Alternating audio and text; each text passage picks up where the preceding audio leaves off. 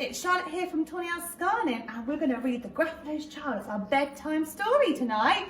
Are you ready? Are you snuggled up? And we're going to listen to the story. The Gruffalo's Child. The Gruffalo said no Gruffalo should ever set foot in the deep, dark wood. Why not? Because if you do, the big, bad mouse will be after you. I met him once, said the Gruffalo. I met him a long time ago. What did he look like? Tell me, Dad. Is he terribly big and terribly bad? I can't quite remember, said the Gruffalo. Then he thought for a minute and scratched his head.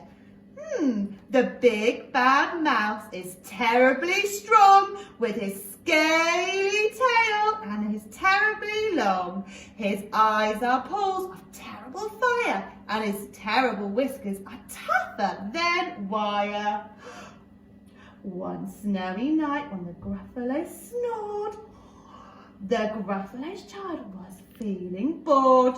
The Gruffalo's Child was feeling brave, so she tiptoed off to the Gruffalo cave. The snow fell fast and the wind blew wild. Into the wood went the Gruffalo's Child. Where's he going? Uh-oh, a trail in the snow. Who is this trail and where does it go? A tail poked out with a log pile house.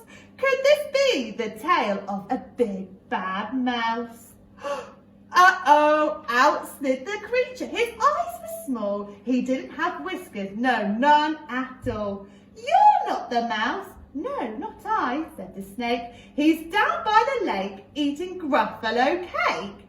The snow fell and the wind blew wild.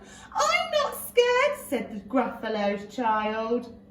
Uh-oh, there's more marks in the snow. Whose are the claw marks and where do they go? Can you see the two eyes? What could it be? The two eyes gleamed out of the tree top house. Could this be the eyes of the big bad mouse? Down flew the creature, his tail was short, and he didn't have whiskers of any sort. That's not a mouse. Twit-twoo, not I, but he's somewhere nearby eating Gruffalo pie.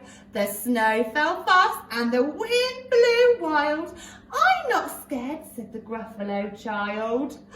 Uh-oh, a track in the snow. Who is this track and where does it go? Whiskers at last. And the underground house. Could this be the big bad mouse? Oh, is it? Shall we have a look?